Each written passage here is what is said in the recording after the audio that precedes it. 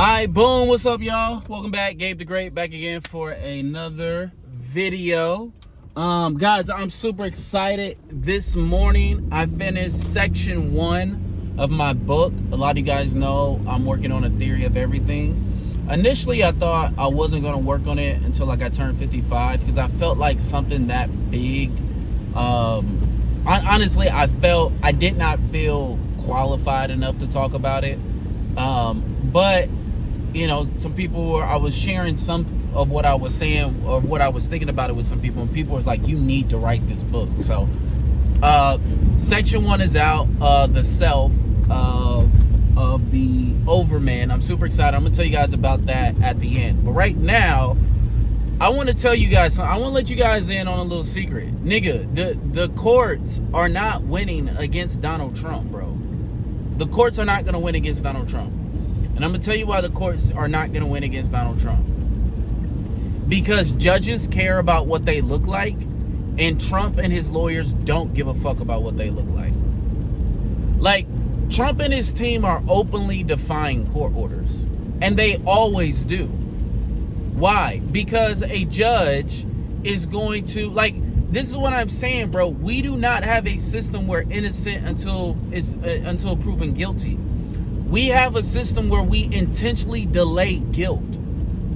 Bro, like, you have to do so much. Trump has to, like, he literally has to kill somebody before he will get a sanction. Someone on his team has to kill somebody before they get a sanction. It's like nuts, bro, because the courts are hiding behind this. We don't want to give the appearance of bias. My nigga, he stole the election. He fucking said it. You not doing anything appears biased. This is how out of touch with people are. This is how out of touch with reality people are. People, these leaders, these politicians, these judges, these people that we've given so much power to in our society, they are so disconnected that judges are still doing the process the same way that it's always been. And it's like, bro, this man has openly said they rigged the election so he could become president. That is treason, dog. That is treason. And the problem is that these judges care too much about how they look. And ultimately these judges just want to please power. They ultimately don't give a fuck about us. They don't give a fuck about justice. They just want to appeal to power. That's all judges have been. And it's just been us, like, fighting for, since the start of this country. Fighting for equality, for justice, for diversity, for inclusion, for rights. Like, if the judicial branch actually cared about justice, actually had integrity, we wouldn't be going through this shit, because they would interpret the situation as it is. You guys are openly defying my court orders because you do not respect the law. That's how that should be interpreted. But what judges are going to do is they're going to give chance after chance after chance after chance after chance. Trump and his team does not give a fuck about what they look like. When you have judges who give a fuck about what they look like, they cannot adjudicate between the shameless and the righteous. You can't adjudicate between them because the judges are too concerned with, well, how is this going to look? How is this going to look? My nigga, we are in a constitutional crisis. Nobody gives a fuck how everything looks fucked up right now. Everything looks fucked up right now, bro. Right? Another side of this is, guys, stop blaming voters for Trump. There was a big protest yesterday. I think there was like 1,200 protests all around the country. They basically shut down a bridge over here in Eugene. And I'm like, there's a part of me that goes, this is performative. And I think it is somewhat. But there's another part of this where it's real. Where we did not vote for this nigga. This nigga rigged the election so that he could become president. What you are seeing is the American people go, will somebody do something around here? That's all these protests are. These protests are like, why do y'all niggas keep playing in our fucking faces, dog? Like, we know, bro, why are you going so fast? That was unnecessary, dude. All these protests are nothing more than the American people going like, bro, can somebody do something around here? Yo, but the problem is we have these leaders who are so disconnected with society. We have politicians who are disconnected with the spirit and the principle of the law. So they only give a fuck about power. We have an executive branch that is ran by criminals. By definition, a criminal is not gonna enforce the fucking law. That is literally suicide for a criminal. So when you have politicians who only care about power, when you have an executive branch that is literally ran by criminals who aren't going to enforce the law, and you have a judicial branch who cares more about how they look than actually upholding justice, integrity, righteousness, all that shit, my nigga, we are cooked. All these protests are nothing more than the American people going, will somebody do some shit, bro? Stop playing in our fucking faces, dog. Stop playing in our fucking faces. So, I just wanted to say that real quick because I'm very excited, bro. This morning, I finished the first section of my book.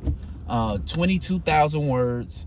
Well, the section that I'm putting out right now is 18,000, a little bit over 18, almost 19,000 words. There's still some typos in it. I was reading it right now, but I was so excited to just share it with everybody because I think even with the typos, I think you guys can get a lot from it. So I'm gonna leave it down in the description somewhere, but it's on my Ko-fi, my Pay What You Want Ko-fi, okay?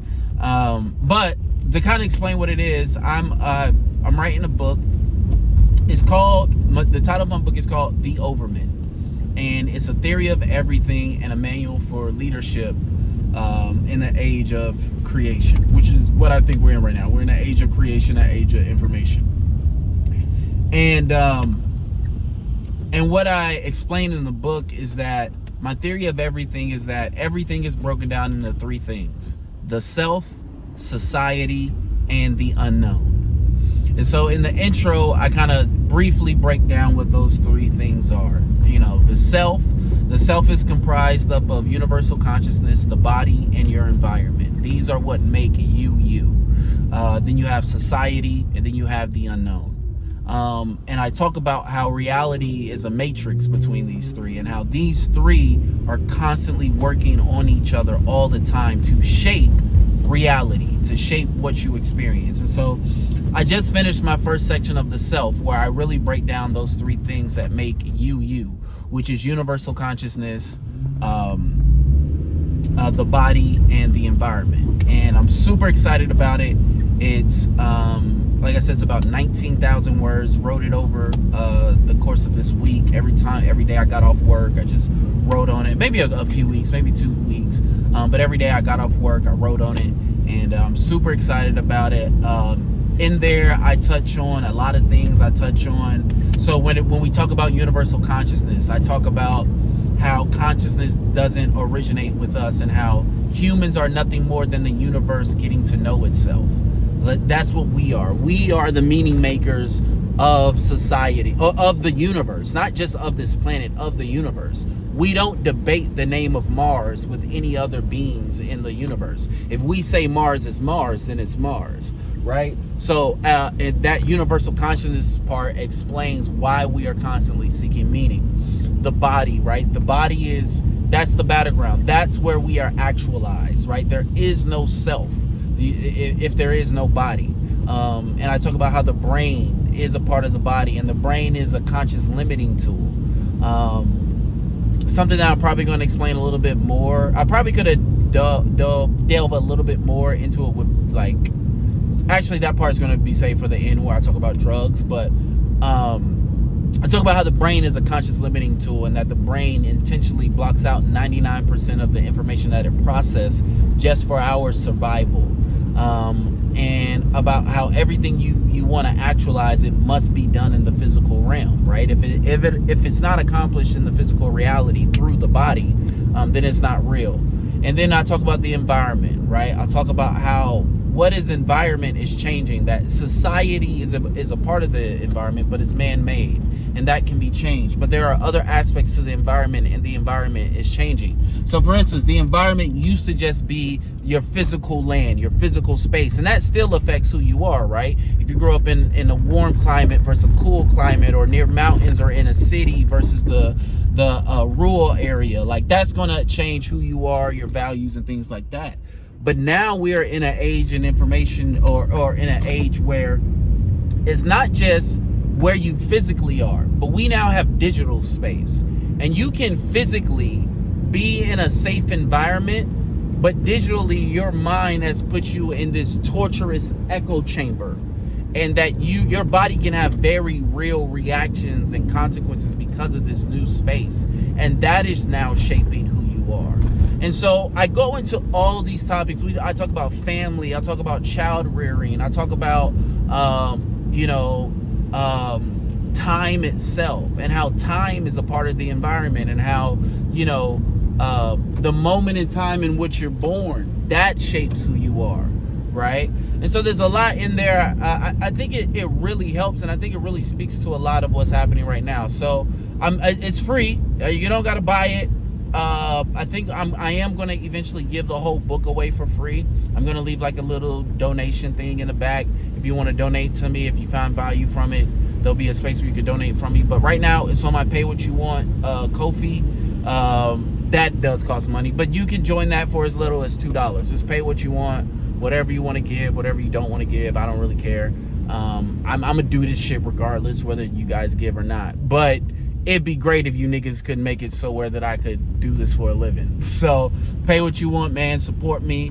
And it's sort of like my version of trying to actualize something new, trying to actualize a system where, hey man, let's build this shit off the honor system. I trust you guys. I trust that, you guys will give me the value that it's worth. If I teach you guys how valuable it is, and you actually get value from it, now not only will I be rewarded in financial compensation, but I'll be rewarded in a better world, because I genuinely believe that this work that I'm putting out can make society a better place, and can get a lot of this shit that we're dealing with solved like that. So yeah, let's check that out if you guys want to. Love you guys, but y'all niggas not beating Trump. The courts are not beating Trump, bro. These niggas still give a fuck about their appearance. They still give a fuck about, oh, I don't want to look like I'm biased. Nigga, if there's ever a time in American history where judges should be biased, it's literally after y'all allowed a criminal to become president, you dumb fucks. All right, love you guys. Bye.